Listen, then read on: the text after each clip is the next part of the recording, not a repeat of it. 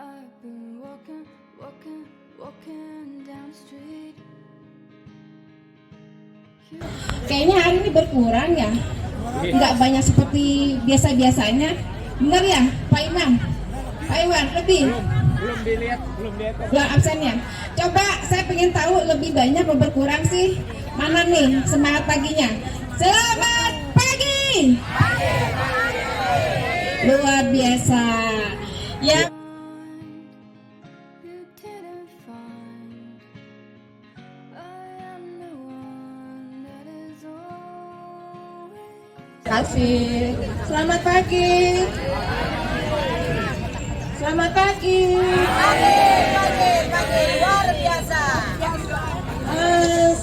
Biasa di luar. Bismillahirrahmanirrahim. Assalamualaikum warahmatullahi wabarakatuh.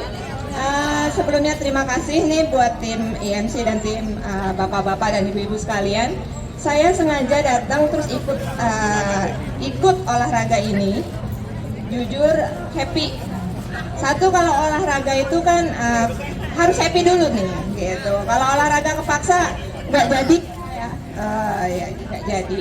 Nah, saya cukup happy karena jujur buat kami nih yang usianya middle, nggak suka yang namanya senam karena gerakannya banyak.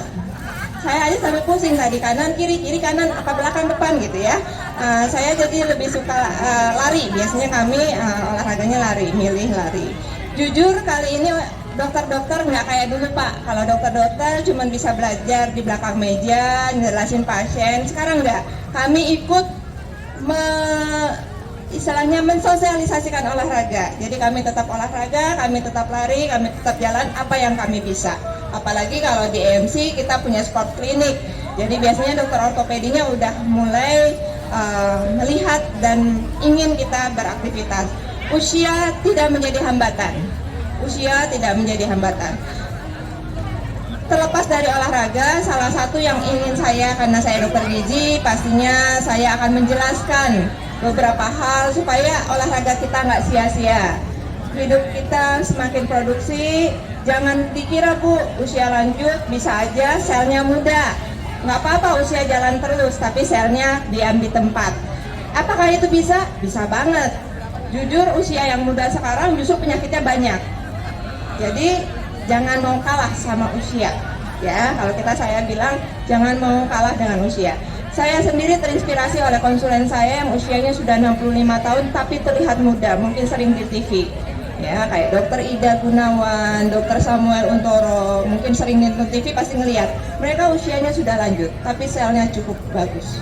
Ya, jadi tidak ada yang sia-sia kalau kita melakukan segala sesuatunya, termasuk nutrisi menjadi salah satu bagian penting.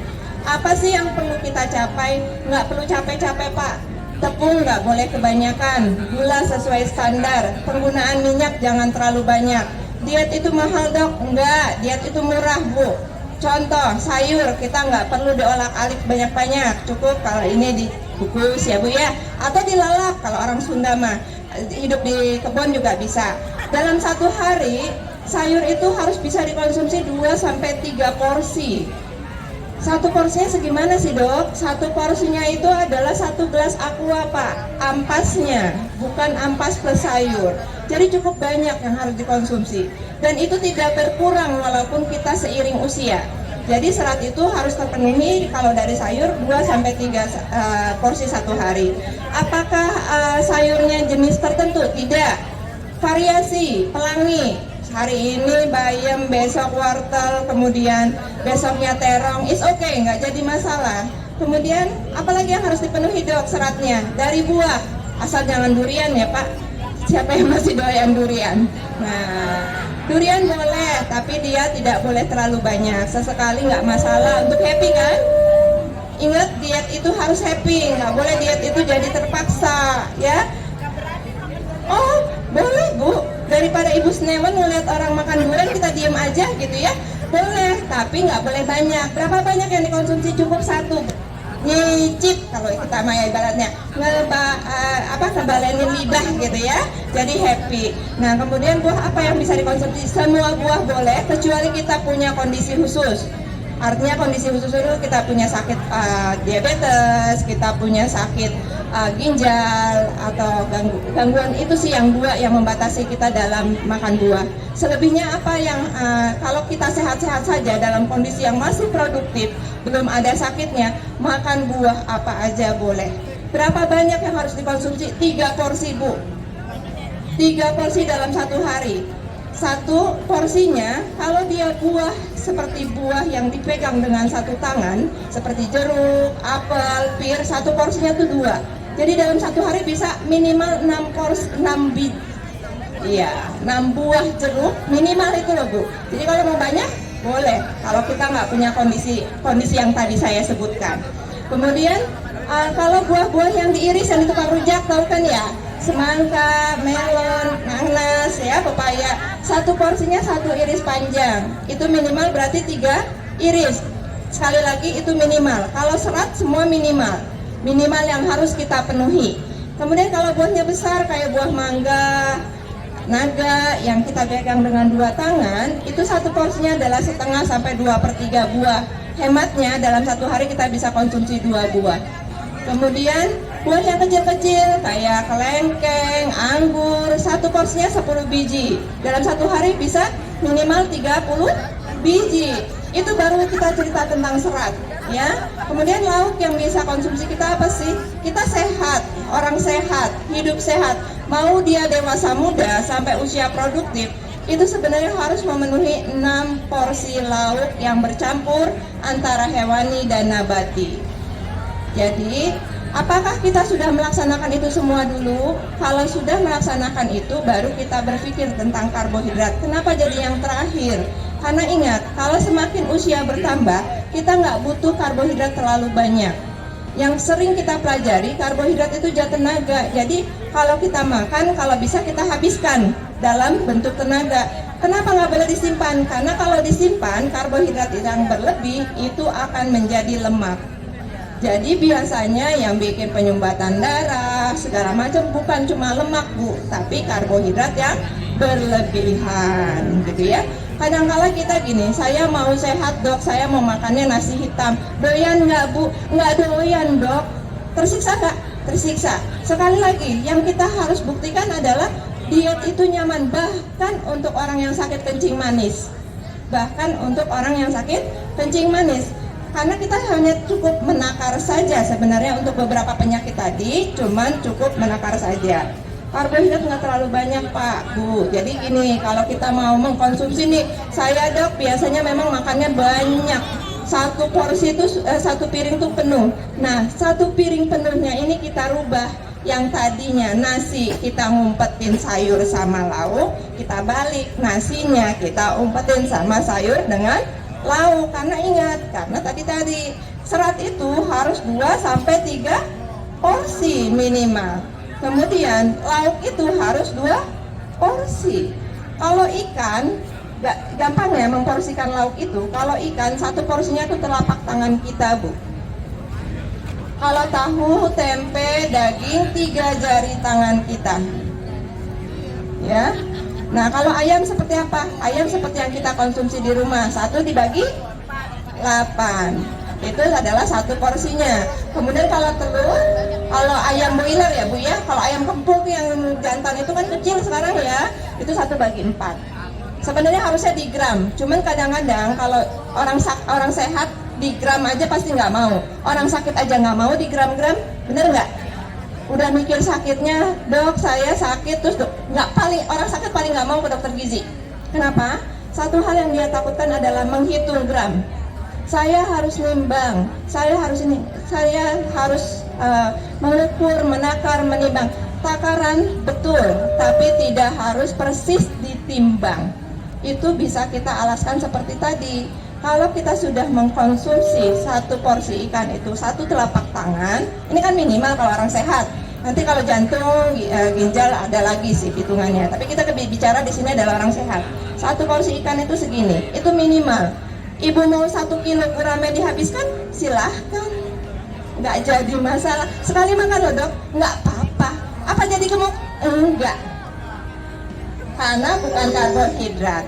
Betul. Nah, apakah Dok saya makan ayam ayam saya biasanya saya makan satu pejantan, silahkan.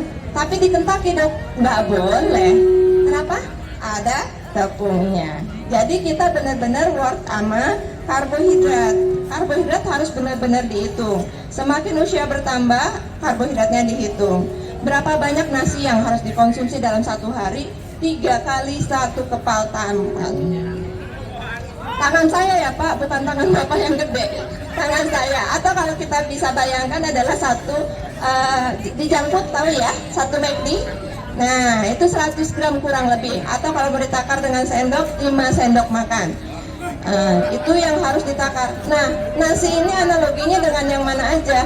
Kalau dia bentuk umbi-umbian, kalau Bapak sudah makan nasi, berarti sudah makan 150 gram ubi. Jadi sudah makan 1 kepal ubi. Sudah makan juga, sudah makan juga dengan 2 buah kentang yang ukurannya kayak telur bebek. Sudah sama juga dengan makan singkong yang 2 potong kayak kita lihat di tukang gorengan. Sudah sama juga dengan makan 2 bengkuang. Bengkuang suka lupa ya. Bengkuang itu karbohidrat, jangan lupa ya. Kemudian bagaimana dengan tepung? Yang harus kita ingat, karbohidrat juga salah satunya adalah bentuk tepung. Jadi kalau kita sudah makan roti 2 lembar, itu sama dengan kita makan 1 porsi nasi. Kalau kita sudah makan 3 buah gorengan, berarti kita sudah makan 1 porsi nasi. Ya dok, saya makan gorengan tadi 3 biji. Saya boleh makan nggak? Boleh. Karena apa yang utangnya? Sayur dan lauk. Jadi nanti habis makan gorengan nih kita olahraga, makan gorengan 3 biji, sampai rumah kita masih lapar, kita makan sayur dengan lauknya. Bukan lagi balik ke makan nasi. Dok, kalau nggak makan nasi saya rasa belum makan. Ya udah kasih aja 1 butir nasi, sama kan? Nah, jadi maksudnya kita boleh makan menyenangkan, tapi kita hitung persis. 2 buah kerupuk yang putih yang kaleng, Bapak tahu kan, yang suka dikaleng, itu sama dengan 100 gram nasi. Kerupuk udang sama peyek 3 biji sama dengan 100 gram nasi. Bapak makan keripik pisang, keripik singkong, keripik bawang, segala macam, 15 pieces adalah sama dengan 1 porsi nasi. Kalau Bapak Ibu mau percaya atau tidak, kalau kita punya ciki potato yang biasa kita punya anak-anak punya, coba dilihat labelnya. Itulah sama dengan nilai karbohidratnya. Gitu ya. Apakah jadi nggak boleh dok makan segala macam? Boleh. Jadi ditakar aja. Sudah belum kita 3 kali makan karbohidrat dalam 1 hari ini? Atau kalau misalnya, saya mau lebihin dikit dok, saya tetap mau makan 3 kali, itu saya mau makan gorengan, boleh, tapi Bapak olahraga. Yes. Semua yang masuk harus keluar. Karena prinsipnya karbohidrat itu harus habis. Karena disimpan. Itu prinsipnya. Kemudian bagaimana dengan minyak? Wah, gaya-gayaan nih kita. Pakai minyak olive oil, zaitun, wah canola. Saya goreng pakai canola loh dok, gitu kan. Ya ibu, itu bukan untuk menggoreng. Sekali lagi minyak mahal itu hanya untuk menumis dan mendressing, bukan untuk menggoreng. Karena titik didih dia nggak nyampe. Ibarat kalau yang namanya canola, olive oil, minyak zaitun itu ibarat pohon yang dahannya banyak. Jadi kalau dahannya udah banyak kayak gini, begitu ketepak angin jatuh sama. Begitu dia mendidih, buyar semua. Nah itu jadi radikal bebas. Jadi minyak itu bagus, tapi untuk di dressing, ditumis atau diminum kalau yang doyan. Tapi berapa banyak? Hanya boleh 2 sendok makan. Tetap dalam batasan. Walaupun saking bagusnya 1 liter dihabisin, nggak bagus juga. Nah, kalau mau menggoreng apa dok kalau gitu? Menggoreng minyak kelapa aja, minyak kelapa sawit, tapi tidak dengan berulang. Begitu dia berubah warna, begitu dia berbau nggak nyaman, itu sudah harus dibuang. Biasanya umumnya pengulangan maksimal 2 kali saja. Gitu ya. Kadang iklan kita ikut SPG, kadang kita milih ya Bu ya di mall-mall gitu, tiba-tiba tukang minyaknya ngasih tahu bagus-bagus, pas udah bagus kita beli malah kita penggunaannya salah. Itu yang bahaya. Kemudian kalau usia segini boleh nggak sih kita pakai mentega, kita pakai butter? Sebenarnya kalau itu digunakan dengan sangat baik, nggak masalah. Jadi misalnya gini, kita biasa pakai roti tawar, pakai mentega, itu cukup dioles Bu, bukan dijadiin kayak amplas, didempul ya. Didempul jadi warnanya kuning semua gitu. Padahal niatnya itu kan hanya untuk pembakaran kalau mau dibakar, atau niatnya itu untuk menempelkan si mesisnya. Apakah mesis boleh? Kalau ibu tidak minum air bergula 1 kali makan mesis boleh. Ya. Jadi intinya apa saya pengen ngomong di sini sebenarnya sudah diajarkan semua bahwa tidak boleh berlebihan kalau kita mengkonsumsi sesuatu. Sesuai takaran, sesuai gerak dan sesuai apa insya Allah sehat. Jadi tidak mesti yang namanya diet harus makan. Dok, saya diet harus makan ikannya ikan salmon gitu ya. 1 gram gini kan kita tahu sendiri ya 70.000 ya kan, itu nggak mesti. Jadi ternyata ikan-ikan yang kita punya kayak ikan kembung, ikan patin itu memiliki nilai gizi yang lebih tinggi, proteinnya lebih tinggi. Jadi dalam 100 gram ikan salmon kalau dibandingkan dengan ikan kembung dan ikan tongkol ternyata lebih tinggi ikan kembung dan ikan tongkol. Jadi kita nggak perlu merasa rendah diri, nggak kayak orang bule, karena sebenarnya semua asal dikelola dengan baik itu sangat signifikan. Terus dok, saya selalu mengkonsumsi omega 3 misalnya. Sebenarnya kalau kita mau hemat, bikin aja ikannya kita sayur atau kita sup. Pernah nggak, ibu-ibu pasti even pernah ya, kalau kita ngesup itu suka keluar minyak-minyak. Nah itu yang kita konsumsi, itulah omega 3. Kalau kita sup, kan kadang-kadang omega 3 itu suplemennya terlalu mahal ya Bu ya. Jadi misalnya kita makan ibaratnya gini, kita makan sup gurame atau sup ikan patin 1 kilo, proteinnya udah dapat betul ya, terus udah kenyang pula ya, udah gitu omega 3 nya dapat. Kalau kita suplemen omega 3 doang dapat kenyangnya nggak dapat kenyangnya. Jadi sebenarnya kalau kita konsumsi variasi sekali dalam kehidupan kita itu sangat signifikan. Terus bagaimana dok dengan hidrasi? Lagi panas nih Pak. Tapi kalau kelebihan kadang-kadang usia lanjut takut juga sama jantungnya. Sebenarnya sangat mudah kalau kita belajar teori. Dokter jantungnya juga belajar teori. Bapak, ibu yang punya sakit jantung atau segala macam, minumlah 1,5 liter aja sampai 2 liter. Sebenarnya tergantung pada tubuh bapak sendiri. Even dia punya sakit ginjal, apa yang bapak minum itu yang bapak keluarkan. Sama dengan makan tadi, apa yang kita makan itu yang dikeluarkan kalau karbohidrat. Nah, jadi kalau bapak minum keluarnya masih sama jumlahnya, atau ibu minum masih keluarnya masih sama, itu masih aman. Kalau mulut berasa kering, berarti harus diminum, diisi lagi. Jadi jangan takut, karena badan itu punya sinyal. Haus ya harus minum, lapar ya harus makan. Jadwal makan harus teratur betul. Kalau punya cucu, punya anak di rumah, jangan sampai mereka nggak sarapan. Even mau metode diet seperti apapun, yang harus dilakukan pertama kali adalah sarapan pagi. Karena sarapan pagi itu adalah motor kita. Jadi nggak bisa kita anak nggak makan kita biarin, nggak bisa. Jadi orang tua zaman dulu, saya ingat betul ibu saya tuh paling ngotot kalau saya nggak sarapan pagi keluar rumah. Itu ada fungsinya ternyata. Ya mereka mungkin belum tahu metodenya ya Bu ya, tapi ternyata di ilmu kedokteran itu punya arti yang sangat signifikan. Kenapa? Hormon insulin kita, hormon segala macam hormon kita itu harus dibakar. Gimana cara bakarnya? Sarapan pagi, distimulus dia keluar, baru dia akan jalan.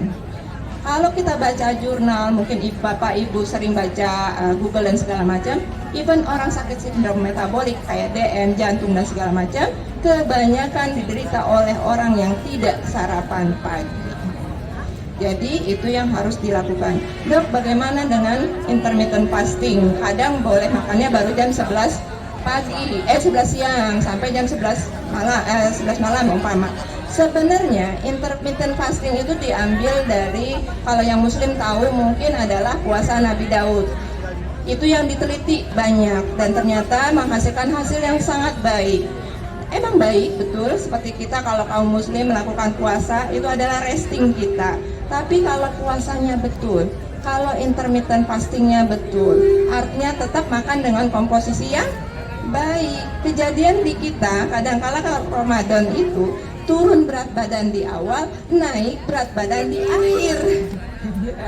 Padahal udah diajarin pagi sahur aja Pak, komplit, apa aja boleh, makan nasi segala macam. Kemudian berbuka, jangan berbuka ada es kolak, ada kurma, kemudian ada lagi makan besar. Ya sebenarnya makan besarnya nggak salah, kurmanya nggak, tapi antara kurma, kolak sama gorengan harus milih satu tempatnya. Nggak boleh tiga-tiganya sekaligus, ya. Jadi boleh mengkonsumsi salah satu saja pada saat berbuka. Itulah yang dinamakan intermittent fasting zaman sekarang sebenarnya. Apakah sehat? Betul sehat, karena terbukti, gitu ya.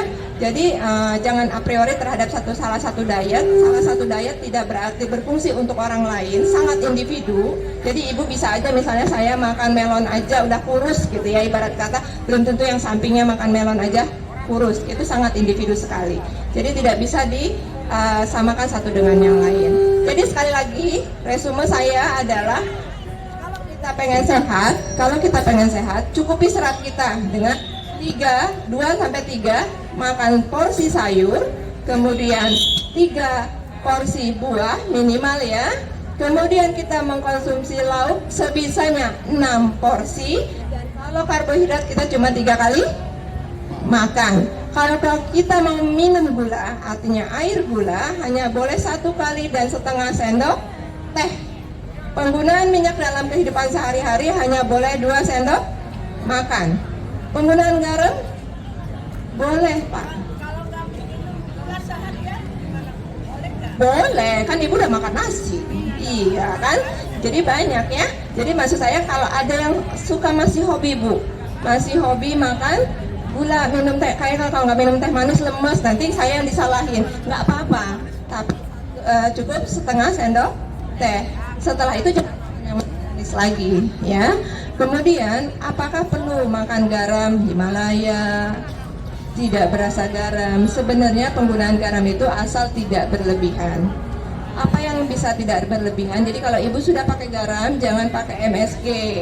Kalau ibu sudah pakai garam dan MSG, udah pakai garam, jangan pakai saus tiram atau tomat. Jadi kalau sudah pakai saus-sausan, jangan dikasih garam lagi. Dok, MSG jahat. Wah, saya diomelin berapa kali tuh. Karena sebenarnya MSG itu kalau di Jepang namanya umama. Itu adalah monosodium glutamat. Jadi yang jahatnya sodiumnya, bukan glutamatnya. Kalau glutamatnya itu adalah ibaratnya glutamatnya itu adalah derivat atau turunan dari protein. Sebenarnya nggak jadi masalah glutamatnya. Terus apa yang menjadi masalah di Indonesia adalah penggunaan yang berlebihan. Jadi kalau udah makan, biasanya nih kalau yang kita lihat kan tukang bakso atau tukang apa gitu ya, minumnya gitu kan, banyak banget, belum garamnya, gitu. Nah yang salah adalah penggunaan yang double. Jadi kalau sudah pakai garam jangan pakai MSG atau bumbu instan sehingga penggunaannya tidak berlebih. Bagaimana dengan orang yang hipertensi? Sebenarnya masih bisa pakai garam biasa asal tidak terlalu asin. Kenapa saya bilang seperti itu? Apakah dengan tidak menggunakan garam orang hipertensi darah tingginya bisa turun banget? Nggak bakalan bu, malah yang ada makin tinggi, percaya nggak? Ngomel kan, nggak berasa makanan, ngomel pasti.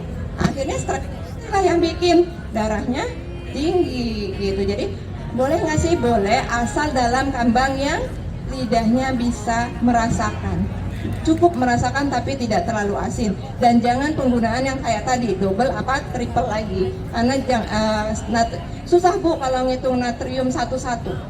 Saya minta ibu misalnya, ibu garam nanti pagi 1/4 sendok teh saja ya bu, gitu misalnya. Nanti siang 1/4 sendok teh saja ya bu. Apakah itu akan sangat signifikan atau malah bikin stres yang masak? Bikin stres yang masak. Jadi sebenarnya gunakan salah satu saja. Even yang masak enjoy, even bapak ya di rumah yang lainnya yang harusnya diet garam juga enjoy, tidak stres. Kan intinya sebenarnya kalau sakit-sakit seperti itu bukan hanya faktor makanan, tadi olahraga udah ya, makanan juga. Satu lagi adalah jangan stres. Pola tidur harus dijaga. Ya, terutama jangan begadang Pak. Kalau emang nggak bisa tidur, berobatlah ke dokter jiwanya. Kok ke dokter jiwa dok? Orang berobat ke dokter jiwa tuh nggak mesti harus sakit jiwa Pak. Ya, jadi dia hanya untuk merelaksasinya kita gimana gitu ya. Gimana kita dapetin pola tidur yang baik. Karena kalau makan udah, aktivitas udah, tapi masih begadang, itu ada efeknya juga. Karena tiganya harus terjaga dengan baik. Circle trio ini harus benar-benar terjaga dengan baik. Gitu ya, karena istirahat yang baik adalah sekitar jam 10 malam sampai jam 2 malam. Jadi sebenarnya jam 11, cuman kita kan nggak mungkin langsung deep sleep ya, di tempat tidur langsung tidur gitu nggak mungkin. Pasti ada jeda, kita merem-merem ayam kalau kita bilang gitu. Jadi kita biasanya bilang ke pasiennya, makan saya udah jelaskan, olahraga sudah saya jelaskan, cobalah istirahat mulai jam 10 malam sudah merestingkan badan. Itu saja yang bisa saya sampaikan. Mungkin nanti kalau ada yang mau nanya jawab silakan. Tapi saya cukup happy dengan ada di lingkungan ini. Terima kasih. Wassalamualaikum. Oke, Rasulullah Dr. Yuliana. Ya, kebetulan kita buka sesi tanya jawab ya. Untuk sesi tanya jawab pertama, nah But you didn't find that I am Nama Trijoko dari Telkom. Mengenai masalah nutrisi tadi, yang saya rasakan begini dokter. Saya kalau makannya membela nutrisinya, membela kolesterol, asam uratnya yang bermasalah. Sebaliknya kalau saya membela asam urat, akhirnya nanti labnya yang merah kolesterol. Jadi gantian aja. Pertanyaannya kalau memang hidup hanya dua pilihan, saya harus milih yang mana itu? Yang kedua tadi masalah tidur. Setelah usia 70 terus terang saya susah tidur. Jam 11 masih walaupun beta saya merem-merem kan tetap aja nggak mau tidur. Tetap melotot. Nanti jam-jam 1, jam 2 itu baru pulas. Jadi dokter jiwa mana itu yang bisa menyenangkan tidur. Terima kasih.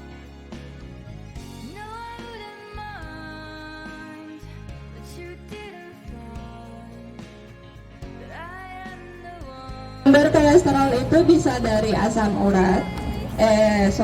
Sumber kolesterol itu bisa dari karbohidrat yang berlebih atau bisa dari lemak tadi. Yang harus kita lihat, si asam urat ini ngikutin yang mana dari 4 profil itu. Kalau asam urat itu ngikutin LDL-nya, kan kalau kolesterol ada 4 ya Bu ya, kalau kita cek ada kolesterol total, LDL, HDL, sama trigliserid. Kalau HDL-nya tinggi, alhamdulillah, karena dia adalah faktor yang sangat baik. Tapi biasanya nih asam urat Bapak harus dilihat dulu, apakah mengikuti LDL. Kalau mengikuti LDL berarti beruntunglah sebenarnya. Kenapa beruntunglah? Artinya Bapak cukup ngilangin lemak, ngilangin makan yang enak sebenarnya. Maksudnya kayak yang kuning telur, kulit ayam, yang seperti itu yang mengandung kolesterol tinggi. Itu yang dinamakan kolesterol tinggi Pak. Nah kalau uratnya disebabkan oleh trigliserid, nah itu yang pilihannya sulit sebenarnya. Kenapa? Karena kalau kita kolesterol LDL yang tinggi, pasti kita disuruh makan serat. Asam uratnya pasti nambah gitu kan kata Bapak ya. Asam uratnya pasti nambah. Sebenarnya tidak seperti itu sih Pak. Jadi bisa aja dua-duanya Bapak lewati dengan baik. Saya harus melihat betul apa yang menyebabkan Bapak asam uratnya naik. Kalau memang asam uratnya LDL yang bikin naik, ya sudah, kita coba Pak kurangin satu gitu ya. Kemudian kalau misalnya ternyata asam urat bersamaan dengan trigliserid, coba Bapak kendalikan trigliseridnya dulu. Asam uratnya pas turun nggak nih? Kalau si ininya kita kendalikan. Kebanyakan asam urat yang kita kurangi apa? Saya pengen tanya sama Bapak. Biasanya yang dikurangi sama kita begitu asam urat naik, kacang kedelai. Terus sayuran hijau. Tahukah kita sayuran hijau itu purinnya paling bawah? Artinya kita masih boleh mengkonsumsi walaupun asam urat kita tinggi. Tapi berapa banyak? Cuma 1 porsi. Ya. Kemudian apakah kedelai itu juga menyebabkan asam urat sehingga kita makan tahu tempe menjadi bermasalah? Sebenarnya dia in the middle asam uratnya. Paling tinggi asam urat yang didapat dari kolesterol, Pak. Jadi sebenarnya saya harus melihat dulu nih Mama Bapak, apakah si asam urat itu mengikuti LDL nih? Biasanya kalau LDL-nya turun, asam uratnya ikut turun. Itu kalau kolesterol dan asam urat. Kalau trigliserid penyebabnya, asam urat ini kita kendalikan dengan makan sayur yang tidak hijau tapi jenis buah. Contohnya tomat, wortel, terong, labu. Jadi kita bisa mengendalikan juga asam uratnya. Jadi sebenarnya nggak ada 2 pilihan Pak, milih kolesterol atau asam urat. Kita pasti bisa nurunin dua-duanya, insya Allah ya. Kemudian apakah pola tidur itu Pak, emang usia lanjut itu makin kesana seperti baby lah Pak. Bayi aja tidurnya kan malam bangun, pagi tidur gitu ya Pak ya. Nah kalau bayi punya proses dewasa. Kalau udah usia lanjut mungkin tidak punya, memang harus ke dokter jiwa. Tujuannya apa Pak? Bukan buat curhat sebenarnya Pak. Sebenarnya dia akan melihat ke Bapak apa yang harus di treatment. Apakah ada yang kurang dari, biasanya gini, makin usia lanjut, bahkan tadi ada olahraga yang ya kan? Ini buat apa? Demensia kan? Ya. Nah, seperti itu tuh latihan koordinasi sebenarnya. Nah mungkin koordinasi di dalam otak kita tuh lagi nggak nyambung gitu kalau udah usia kita makin bertambah. Entah Bapak banyak yang dipikirkan atau segala macam gitu kan, bisa aja ya, saya juga nggak tahu. Bapak justru nggak mungkin curcol kan. Jadi sebenarnya boleh Pak kita berobat aja ke dokter jiwa apapun dan siapapun, hanya untuk mendapatkan minimal deep istirahat. Atau ya kalau kita muslim kadang-kadang kita berobatnya kemana? Kita belajarlah ke kiai gitu ya, belajar ngaji. Mungkin penenangan relaksasi kita, batiniah kita yang harus ditenangkan sebenarnya. Tapi wajib masalahnya tidur jam 11 sampai jam 2 gitu ya, karena memang remodeling, regenerasi sel itu harus terjadi. Seperti itu Bapak. Mudah-mudahan memuaskan Bapak. Oke, terima kasih dokter. Kita lanjut ya. Ya Pak. Baik, Assalamualaikum warahmatullahi wabarakatuh. Waalaikumsalam. Saya Budi dari pensiunan PLN Bu.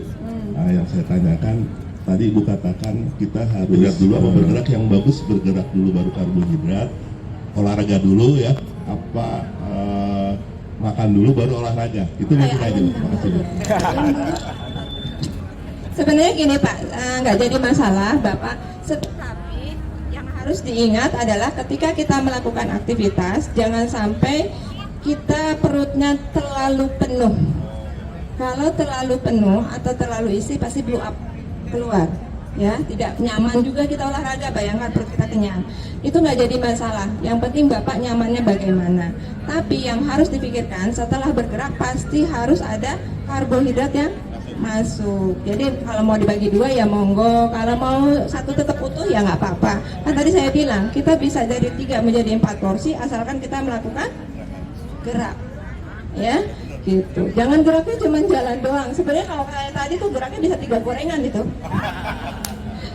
Ya, saya cukup lelah juga sebenarnya. Biasanya lari doang gitu ya. Ini harus bergerak sambil pusing menghafalkan gerakannya. Oke, terima kasih dokter Pak Budi ya. Sudah terbantu terjawab ya. Oke, lanjut lagi. Pak Ali jadi enggak nanya? Oh, nggak jadi. Saya lempar ke belakang. Bukan pertanyaan kesehatannya, hanya menyampaikan pelayanan barangkali ke Mas Kiki barangkali ya. Saya sudah menjadi pasien EMC, sudah berobat beberapa bulan. Setiap mau berobat itu selalu ada lab, gitu Pak. Nah, lab kan kita disuruh puasa 10 atau 12 jam ya. Nah, setelah kita mengadakan pendaftaran di loket pendaftaran, itu antara pendaftaran di dokter spesialis dan lab itu jadi satu. Nah, ini terlambat. sehingga bisa puasanya melebihi 12 jam. Karena kita biasanya kan disuruh puasa dari jam 8 sampai berarti jam 12 jam sampai jam 8 lagi. Karena antriannya lama, panjang ketika pendaftaran, karena digabung dengan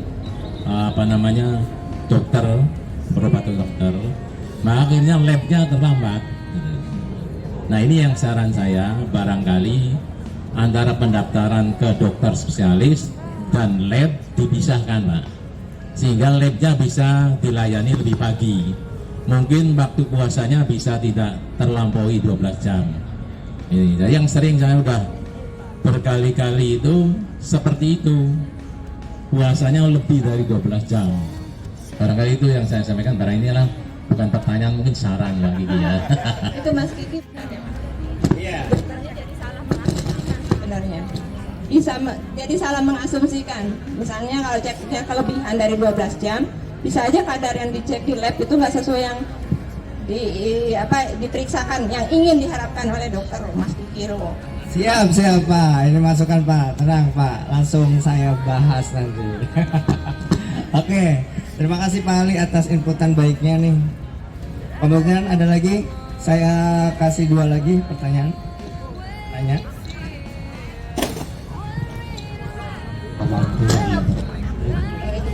Nama saya Ganjar, Bu. Wes. Ganjar Mulyadi disingkat GM, Bu. Bukan Ganjar Mahfud, Bu. Berkaitan dengan karbo tadi, Bu. Ibu setelah makan karbo, kalau bisa dibuat olahraga ya. Batas waktunya berapa, Bu? Karbo itu diproses bisa jadi kalori. Gitu. Yang kedua, sumber kalori itu setahu saya itu ada 2, Bu ya. Selain karbo adalah lemak tubuh. Olahraga macam apakah, Bu, yang dia itu mengkonsumsi karbo atau lemak? Jangan sampai treatment kita salah.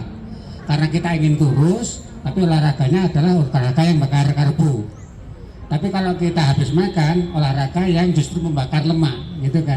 Jadi mohon pencerahannya, kapan kita aktivitas itu membakar karbohidrat, kapan membakar lemak. Itu satu yang tadi, yang pertama yang masalah berapa lama waktu proses kita makan karbohidrat bisa diproses jadi kalori yang bisa dibakar. Oke, kasih.